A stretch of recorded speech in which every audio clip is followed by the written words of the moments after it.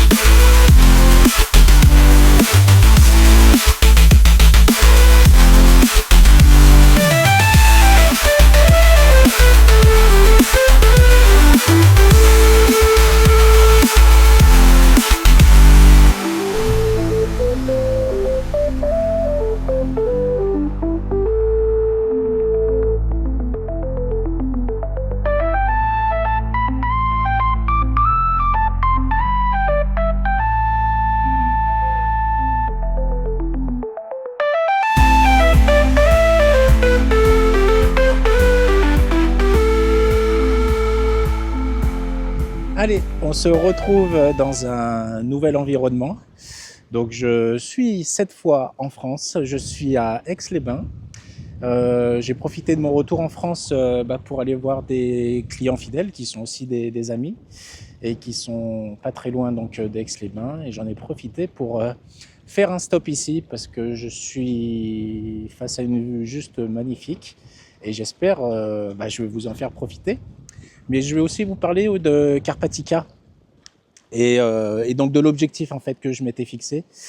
Je vais pas vous dévoiler, je vais pas vous spoiler la fin. Est-ce que j'ai réussi mon objectif de base qui était de perdre 41 kilos sur cette année, 42 kilos exactement. J'ai commencé le défi Carpatica avec 141 kilos et l'objectif en fait c'était de tomber à 99 voire moins. Et donc voilà, donc je vous verrai en fin de vidéo si j'ai réussi ou pas. Mais ce que je voulais vous partager dans cette première partie de vidéo, c'est c'est ce que j'en ai appris en fait. Et qu'est-ce que j'ai appris de ce parcours d'un an, de cette fonte de poids, parce que bon évidemment j'ai perdu du poids, peut-être vous en êtes rendu compte sur les dernières vidéos. Alors, ce que j'en ai appris, c'est que je ne savais rien. C'est que je ne savais rien sur mon corps et sur le fonctionnement du corps en général. J'avais des a priori, je pensais savoir des choses, comment fonctionnait le corps, comment fonctionnait le déficit calorique, comment fonctionnait simplement cette machine incroyable, parce que notre corps est une machine incroyable. Et en fait, j'ai ravalé tout ce que je pensais savoir, toutes mes pseudo-connaissances, tout ce que j'avais pu lire sur Internet. Et en fait, j'ai ravalé tout ça. Parce qu'en fait, je ne savais strictement rien.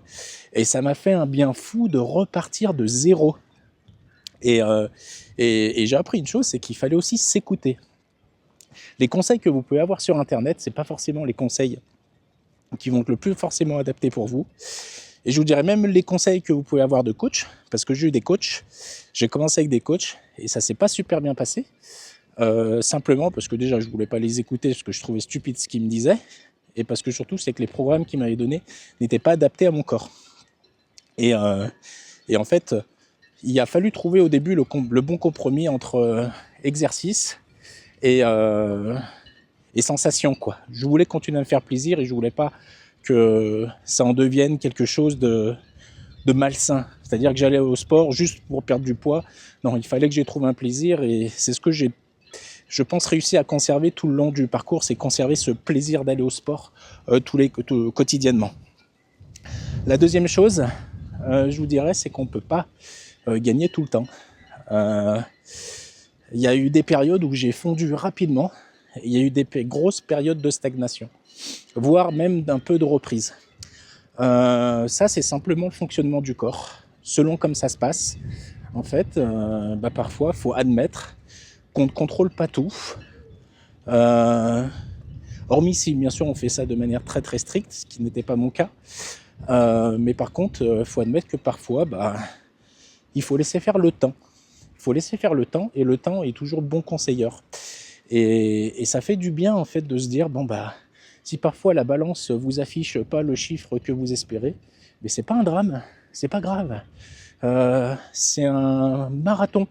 C'est un marathon que j'ai commencé, et le marathon, il dure pas un an. Ce marathon-là va durer toute la vie, en fait. Donc c'est quelque chose qui est ancré maintenant, et il faut être conciliant, quoi. Il faut vraiment être conciliant sur tout ça. Justement, j'avais noté, je me suis fait quand même quelques petites notes à côté. Justement, ça me ramène à être conciliant avec soi-même, quoi.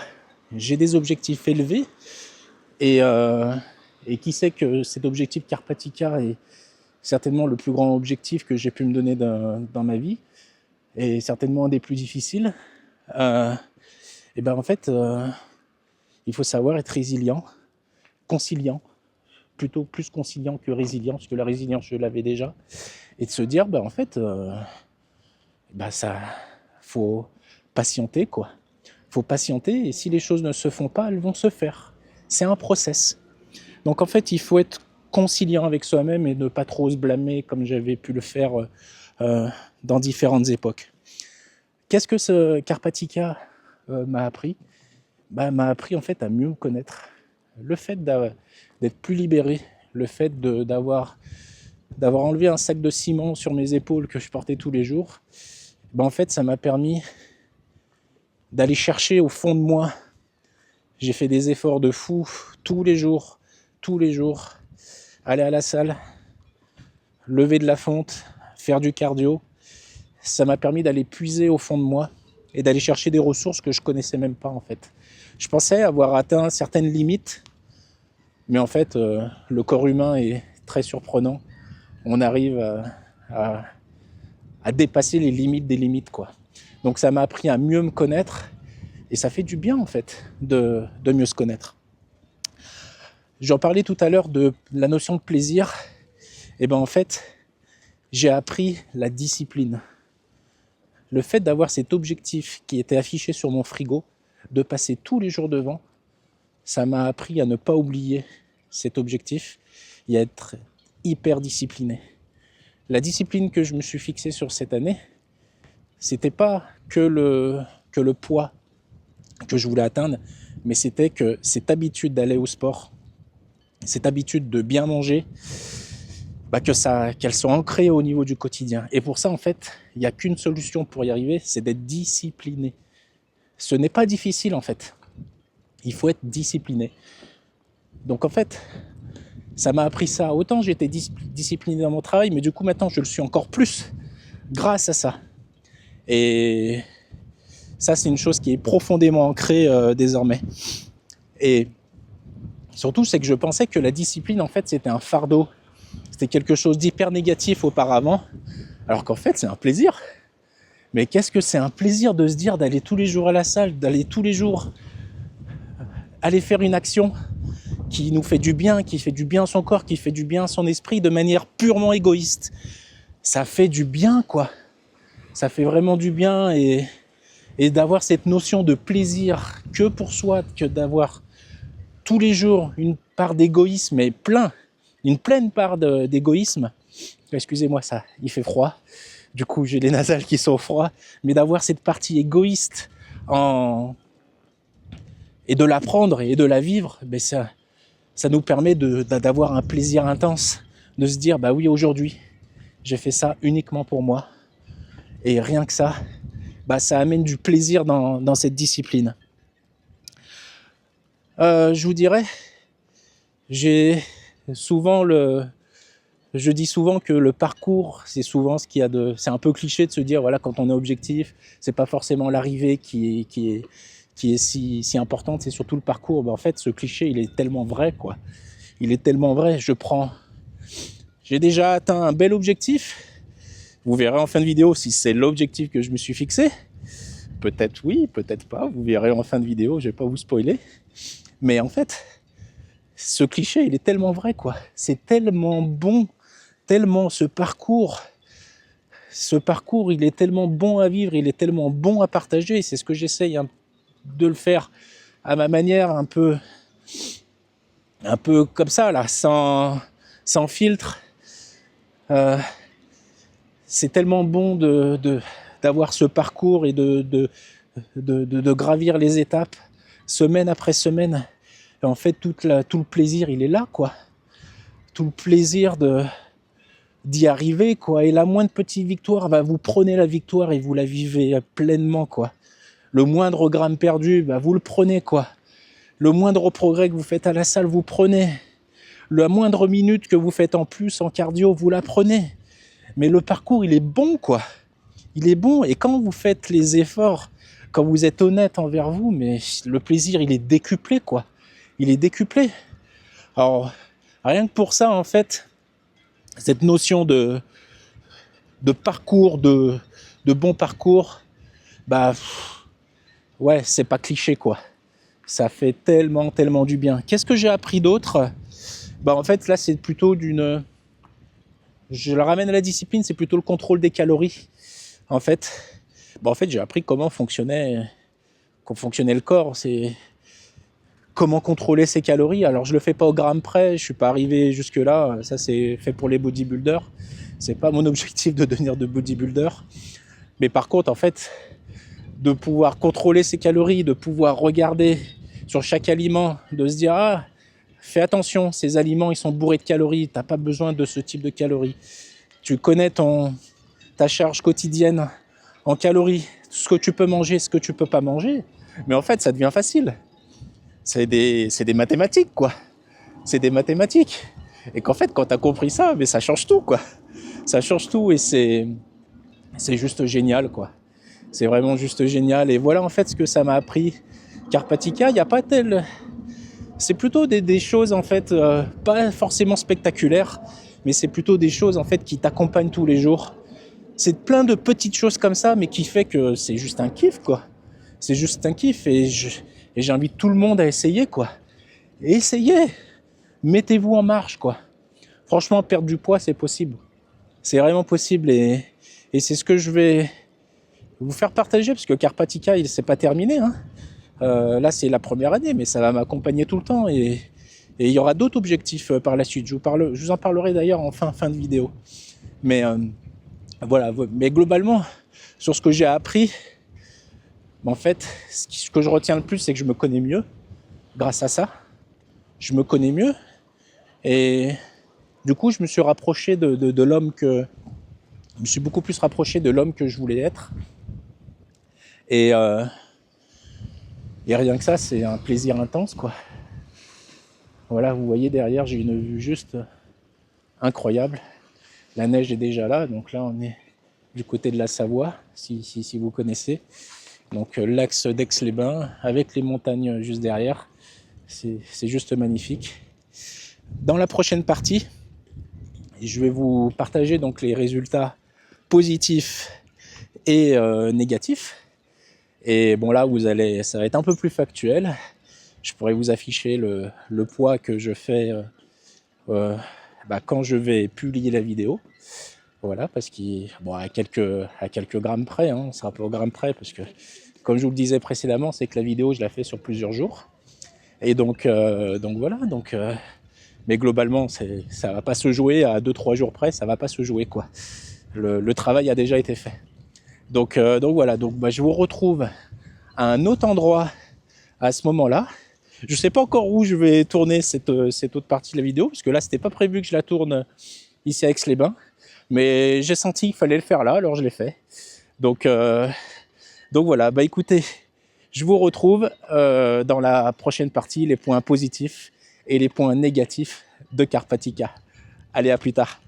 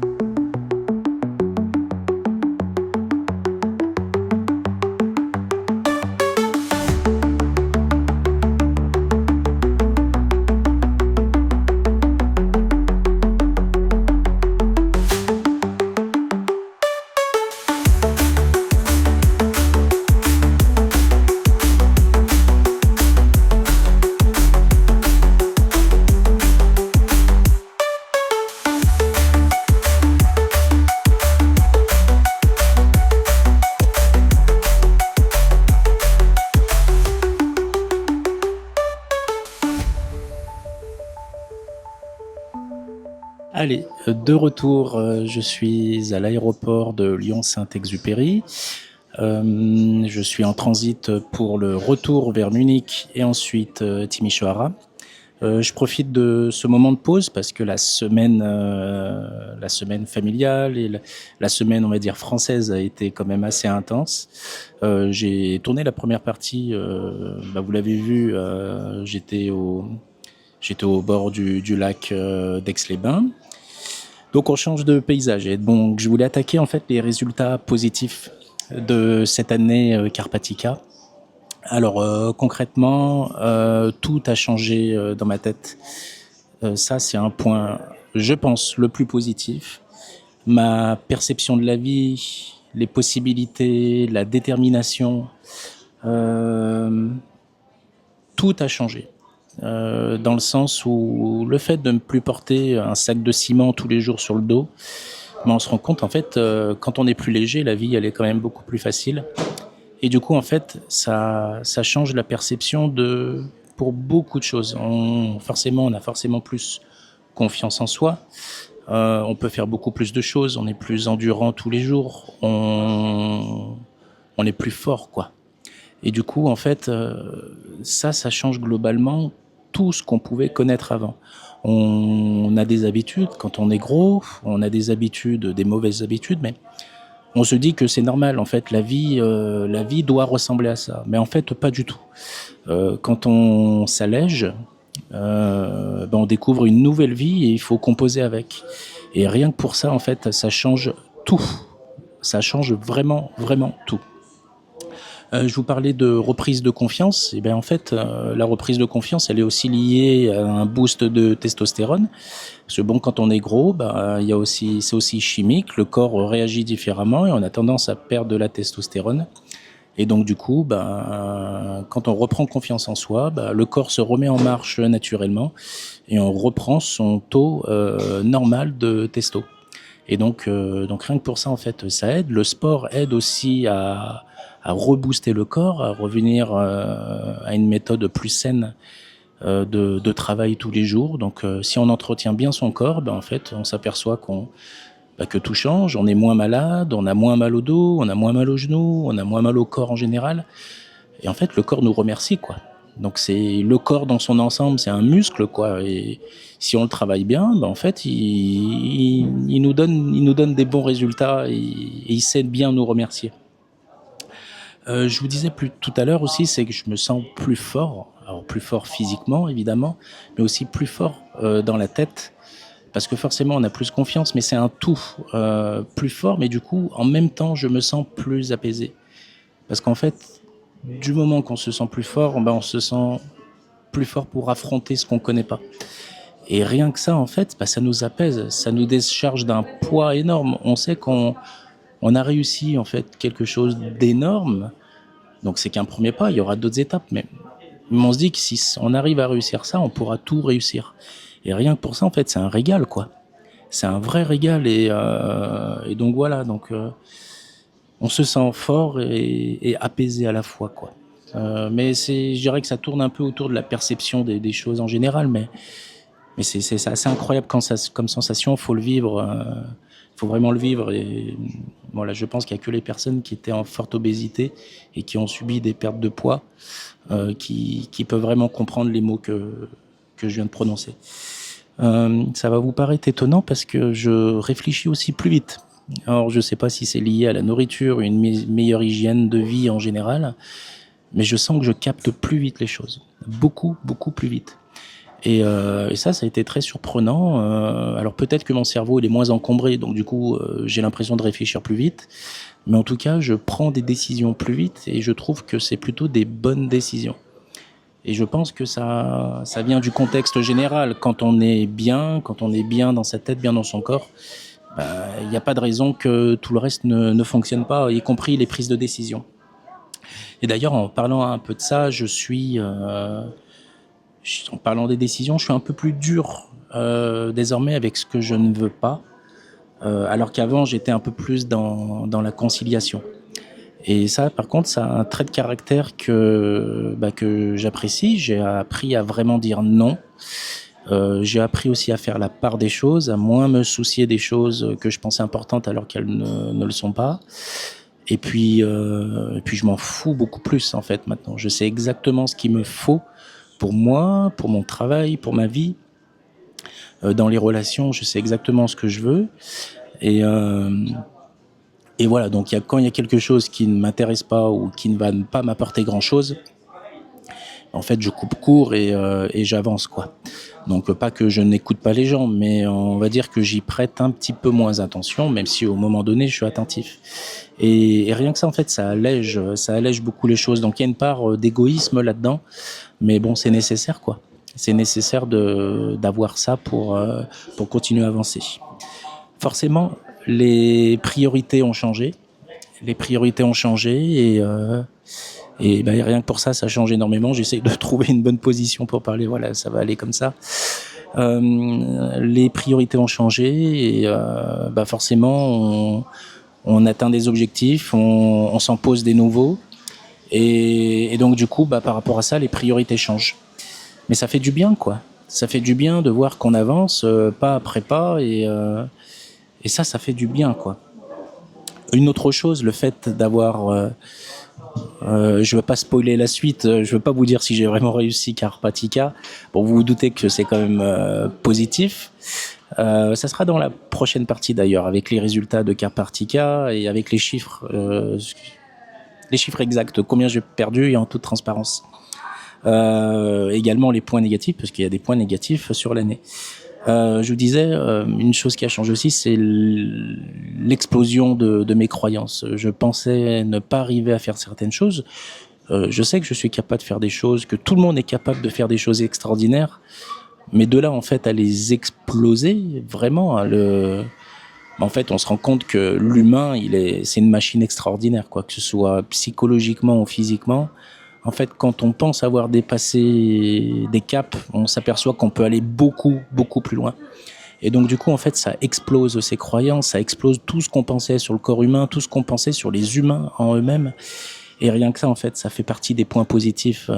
C'est un nouvel horizon qui se profile devant moi et ben, ça fait du bien, quoi. C'est juste magnifique de se dire, ouais, ça a été une année intense et les résultats sont là.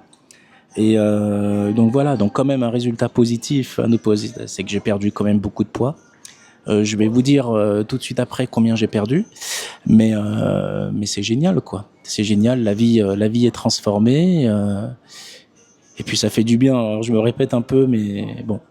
Bon, c'est une vidéo un peu auto-centrée parce que c'est mon défi personnel de cette année 2024, Carpatica.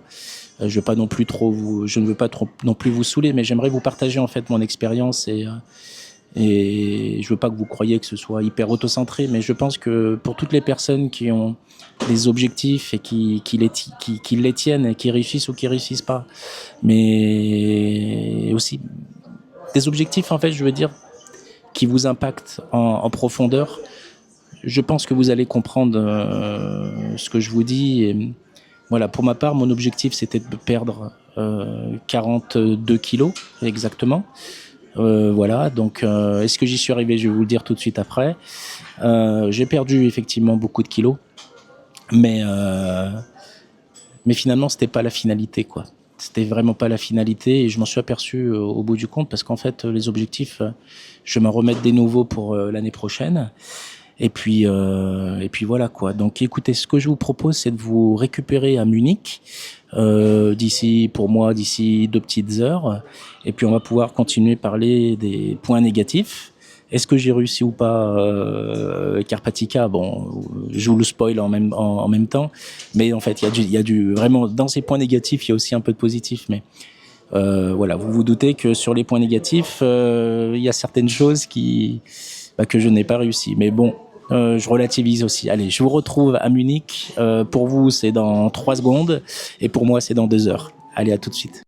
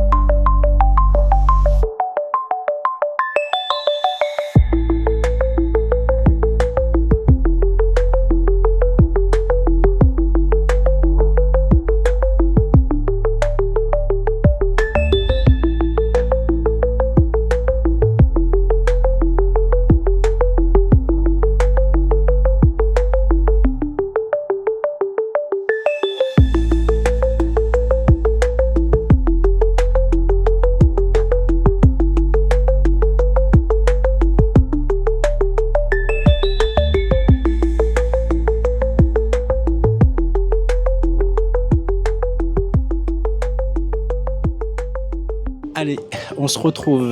Je suis à Munich après un périple dans l'aéroport. Alors autant cet aéroport il est magnifique, mais autant il est immense, immense. Donc voilà, j'ai mon avion pour Timișoara dans 10 minutes. J'en profite pour faire cette partie avant la dernière partie au bureau, donc à Timișoara, où je vous parlerai des prochains objectifs. Puis en attendant, je devais vous parler des points négatifs. Il y a eu beaucoup de points positifs, mais il y en a eu quelques-uns négatifs. Et le premier, c'est que je n'ai pas réussi le défi Karpatica. L'objectif, c'était d'atteindre 90 kilos. Ça, c'était dans le meilleur de mes rêves, 85-90 kilos, ce qui aurait fait, en fait, si je calcule bien, un peu plus de 50 kilos perdus sur l'année. Pour ça, je savais que je n'allais pas y arriver. Mais l'objectif, c'était quand même d'arriver à 99 kilos. J'ai commencé à 141 et l'idée, c'était de perdre 42 kilos sur l'année. Et ben, j'y suis pas arrivé. J'y ai cru jusqu'au bout, mais c'était difficile, quoi. Aujourd'hui, je suis exactement à 109 kilos, 109-110 kilos. Avec les fêtes, je suis plutôt remonté à 114-115, mais je me fais pas trop de soucis parce que c'est normal. Pendant les fêtes, on mange de tout et de n'importe quoi et n'importe comment. Donc c'est pas grave. Mais bon, je considère que je suis vraiment à 109 kilos. Ça fait pas longtemps que je suis à 109 kilos. Ça fait depuis mi-décembre à peu près. Voilà, donc j'ai baissé assez vite. Très rapidement en fait, pour vous dire sur le parcours, je vous ferai une petite courbe pour vous rendre compte comment s'est passée la descente. En fait, les 6 premiers mois, j'ai fondu assez vite et du coup après ça a été une tannée pour descendre sous les 120 kilos quoi. Ça a été super difficile. Autant les 15 premiers kilos, ça a été assez rapide finalement, mais après c'était très très difficile. Au niveau de l'alimentation, ça a été au début compliqué, mais après une fois que je me suis désintoxiqué du sucre, ça allait beaucoup mieux. Mais après, c'est le corps en fait, ça je décide pas. Mais en soi, c'est pas finalement. Je pensais que le chiffre sur la balance, il était hyper important, mais en fait, c'est vraiment le bien-être général. C'est le jour et la nuit, quoi. Donc en fait. Je pars du principe que j'ai perdu 31 kilos du coup, ce qui est pas trop dégueulasse quoi sur une année je pense, mais je n'ai pas atteint l'objectif. Donc voilà, donc je suis un peu déçu sur ça, mais bon, c'est comme ça. Je pense que déjà 31 kilos c'est bien. Voilà, j'ai tout donné de toute manière. Hein. J'ai aucun regret parce que j'ai vraiment tout donné. J'aurais pu peut-être parfois faire mieux, mais bon, avec des si je refaisais le monde, j'aurais pu faire beaucoup mieux. Voilà, la vie fait que parfois, on fait pas comme on veut, donc voilà, mais donc pas réussi l'objectif Karpatica. Voilà. Autre chose, j'aurais voulu travailler un peu plus le gainage, les abdos et le gainage globalement, c'est quelque chose que je n'ai pas du tout travaillé cette année. Voilà, donc ça c'est le petit bémol. Bon, c'était pas une obligation, fallait déjà perdre du poids de toute manière. Les abdos on les a, mais c'est pas encore le temps non plus de les travailler à fond tous les jours quoi. Ça viendra certainement par la suite, mais voilà. Donc je m'étais quand même dit il fallait que je gagne un peu, mais j'ai été très fainéant sur ça. Globalement sur les autres points négatifs, j'en ai pas vraiment d'autres parce que j'ai été assez sérieux au final. Donc voilà, j'aurais voulu faire mieux, avoir des meilleurs résultats sur la balance. Voilà, j'ai aussi fait de la musculation, donc je pense que j'ai bien pris 5-6 kilos de muscle sur l'année. Voilà, donc en fait les 109 kilos, c'est pas vraiment 109 kilos quoi. Je sais même pas comment on pourrait calculer. D'ailleurs, si vous savez comment calculer ça, quand on prend du muscle et on perd du poids, voilà, je sais juste une chose, c'est que les pantalons immenses que j'avais, c'est incroyable quand je les vois quoi. Donc malheureusement je peux pas vous les faire voir parce que je les ai donnés à une association ici pour des gens plus défavorisés et du coup j'en ai plus aucun à la maison. J'en ai des milieux on va dire, entre les gros, les très très grands et ceux d'aujourd'hui. J'ai un peu le middle. Je vous ferai une petite photo si vous voulez. Mais bon, c'est immense quoi. Et en fait moi je me base beaucoup à la hauteur de ceinture. Et je m'aperçois en fait que ça descend de mois en mois. Donc voilà un peu pour les aspects négatifs. Voilà. Eh ben écoutez, l'embarquement va commencer dans 5 minutes à tout casser.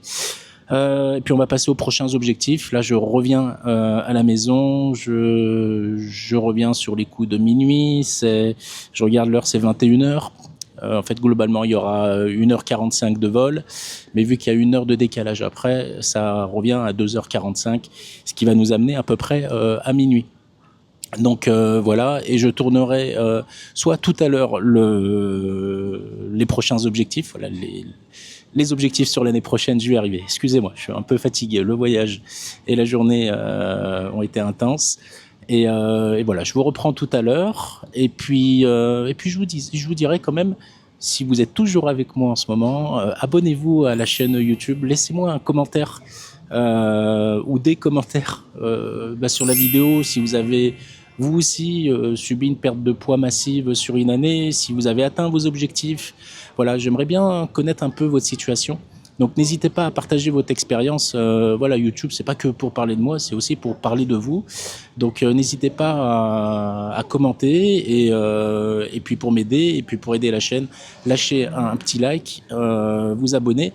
Et même si vous allez encore plus loin pour m'aider, c'est simplement partager la vidéo sur vos réseaux.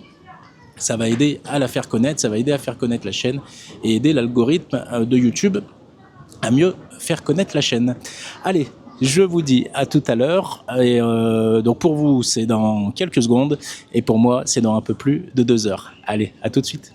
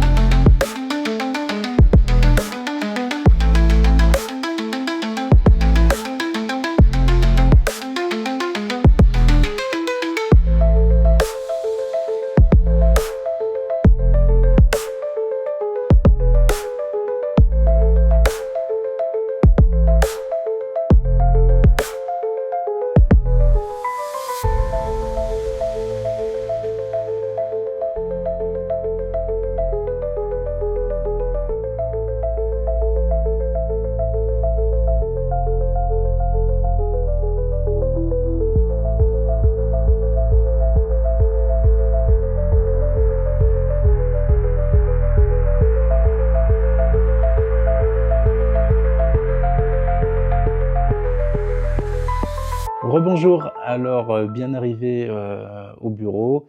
Bon, je suis dans le setup inversé, comme ça vous voyez un petit peu de la manière dont je travaille. Donc bien arrivé à Timisoara, le voyage a été un peu plus long que prévu. Avec le brouillard, l'avion a eu beaucoup de retard.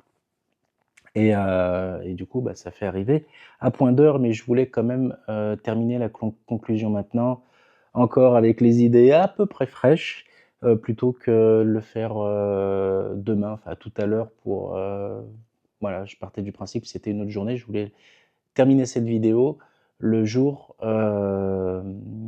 du départ de France et le retour ici à Timisoara. Alors, quels sont les prochains objectifs sur l'année 2025? Alors, j'ai plusieurs objectifs. Un objectif à court terme, donc, c'est de descendre à 99 kg. Je pense que ça va arriver courant mois de février. Pourquoi 99? En fait, c'est purement psychologique. Pourquoi? Parce que descendre sous la barre des 100, c'est un objectif énorme. Voilà, donc il va me rester globalement 10 kilos. Mois de février, c'est ambitieux, mais bon, c'est possible vu que ça va être.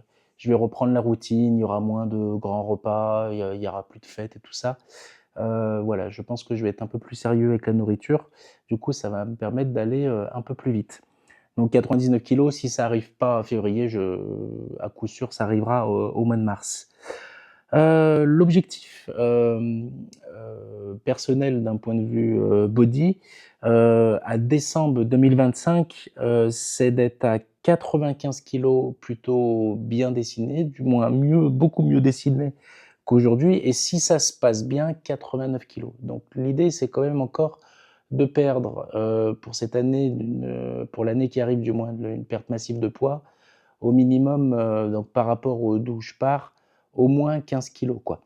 Donc je pense que c'est largement réalisable.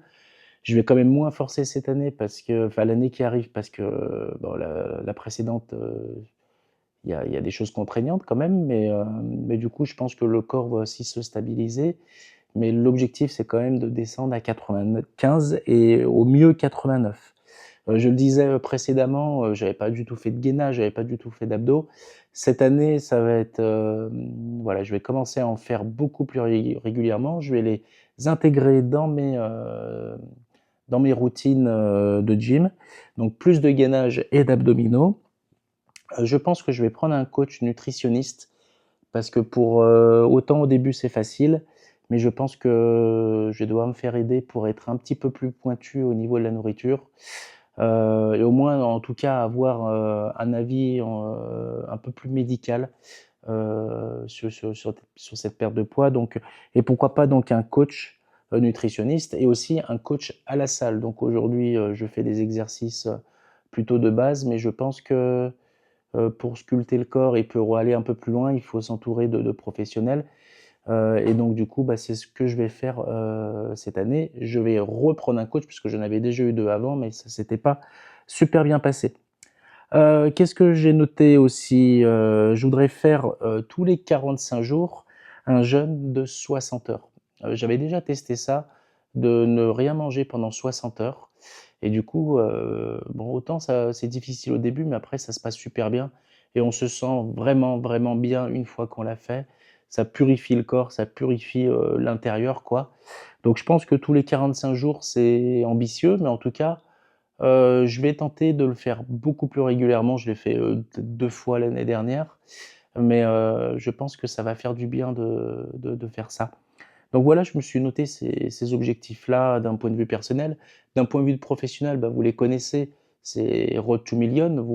Je vous mets le lien de la vidéo, si vous voulez voir tous mes objectifs, chiffrés au niveau, de mon business.